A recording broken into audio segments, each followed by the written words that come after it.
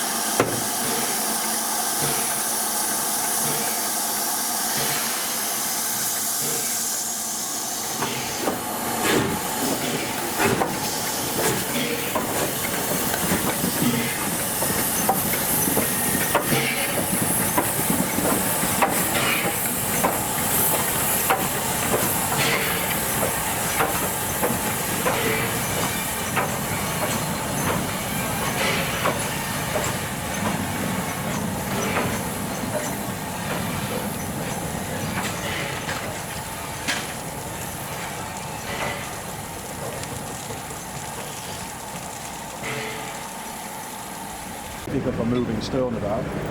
Ingro, oddly enough, had one as well. On a fact-finding tour, and there's always at least a small committee from the council, and the one biggest. I'll tell you what, it's bigger than the 9F at the North York Malls. Is it? Yeah, it's definitely taller. Well, look at that.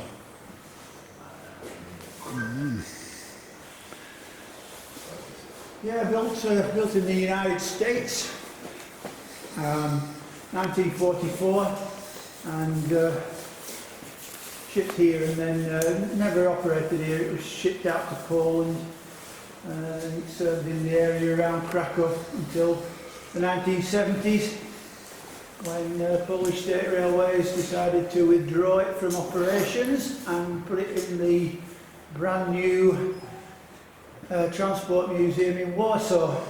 So they got it all tarted up and done up in nice black and scarlet Polish livery, and then the Russians found out about it and said, yeah, we're not having machines built by the filthy capitalist West running our, going into our glorious People's Museum. So that was it. We were ordered to scrap it, and as luck would have it, one of our members at that time was a diplomat, and he was at a meeting in Switzerland, and he met a Polish diplomat who had a similar interest in steam engines, and said, you know, do you know any filthy capitalists who might like a Class S160? So our man said yes, we probably did, and that's how we got it. We had to get it out of Poland without the Russians finding out it hadn't been scrapped.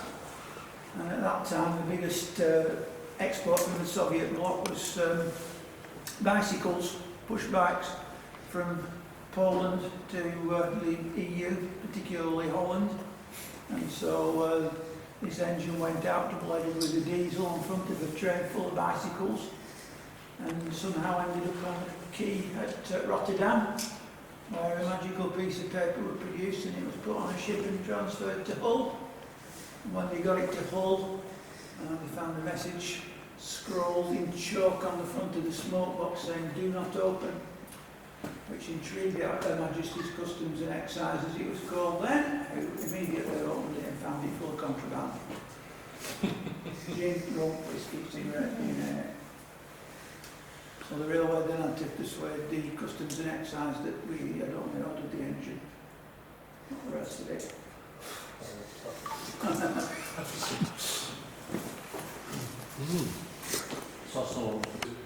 The Yanks use bar frames, so it's basically something about 5-inch square metal going end to end with the pedestals that look at the axle boxes and so forth. Everything's hung off that.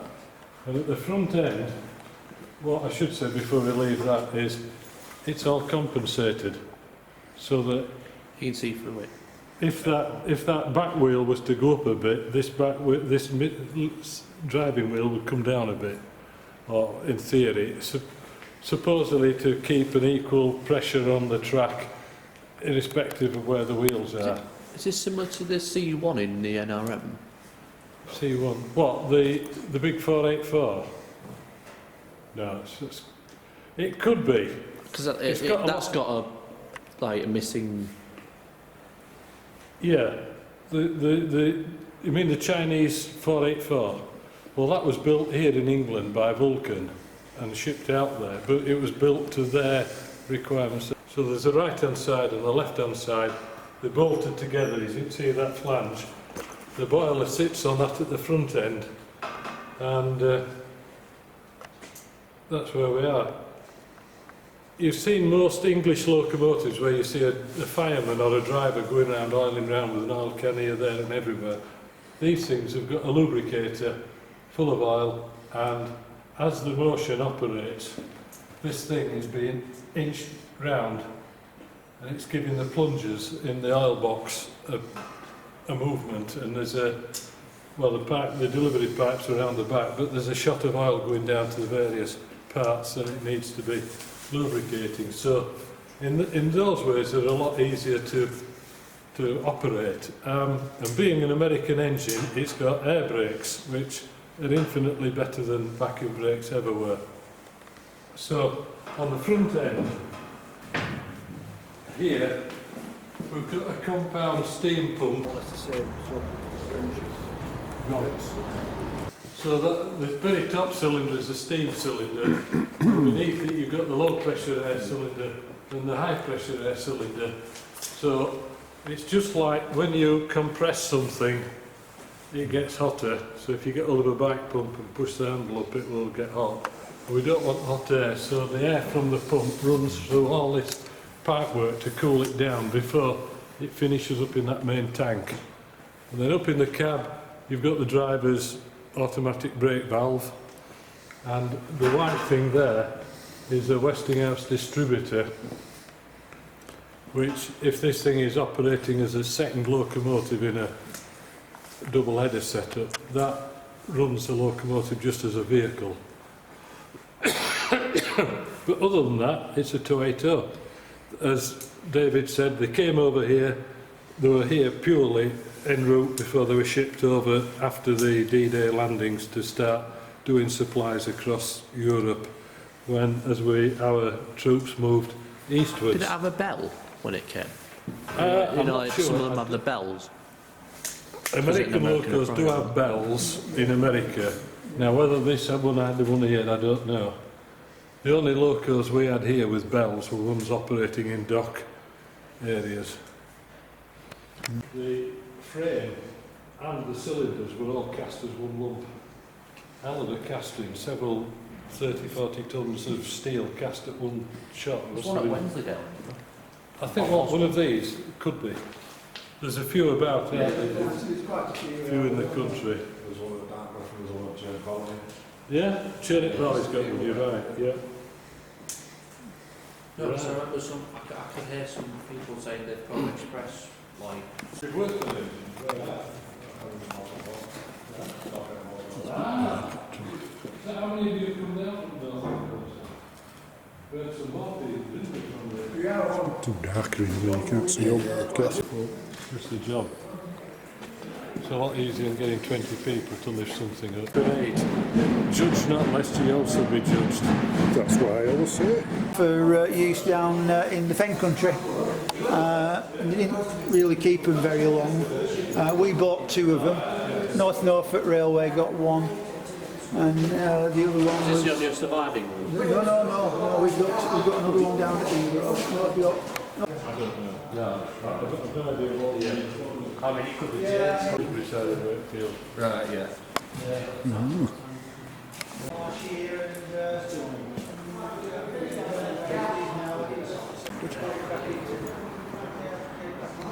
Six of them. Six. Well, when they're all together, yeah, one on each axle. Any closer to running again? What, this 25. 25? I don't know. it will run again, but we don't know when. That's the top and bottom of it. That did a few runs, didn't it? Plenty still in operation, yeah. That came out. That's just the tender version of it, yeah. A nice looking loco as well, aren't they? I think that. Actually, I think the LMS 6400s were actually better looking. Yeah, They're the same thing. but they were based on them, yeah. Oh, yeah. Well, when I was a kid, my dad was a wagon repairer. Ah, I right. used to, my mother would say, take this down to your dad, they'll do that, taking his snap down, whatever. And I used to jack all threes. Oh, yeah. Yeah. Yeah, I don't remember saying that on it. Dealing with them rotten bodywork, that was the thing. That damn using estate down there. You see, right. it's Turning, milling jobs are done in here. This is all equipment that we've acquired over the years. I mean, well, this is it's not the missile, it's just a very I just noticed that. BBC Radio. locomotives that are carefully chalked up, are marked up, so if they're in good running order, they've got a green square pegged on them, and if they're stopped for some reason, they've got a red square on them, and that's it. And that's it. So what we have to do, BI boiler inspections, that's a washout in effect. That runs for about a month round here. But is it 20? It's not 28 days, is it? 24 days. Yeah. They could run a few days over, but if you say 24, you've got a bit of leeway. And a lot depends on the water that's going into the boiler. Yeah. So around here, we've got reasonable water, which isn't bad. But if you're in somewhere like East London, where it's semi-solid water, it's a lot of crud in it. They're washing out a lot sooner than that. So, I mean, if you go the other way, up in Scotland, where you get decent, really good water, they'll go for a month. Ages, yeah. Yeah. So that's measured, that's recording not just washouts and such, but how many miles, what mileage they've done. So this is each day 75. Daily mileage. So it keeps up at the end of the year. They can say this loco's done 1,500 miles or whatever, Yeah. even though it's only going up and down the valley. Well, it's amazing how much it can pluck up. It's just more storage space. We've got. It was the ups. no, I spend a fortune. It will cost a All fortune. need prefabrication and that, don't it? Yeah. Look at the hole in there. It's basically a new cab. It wants a lot of that. Not very good.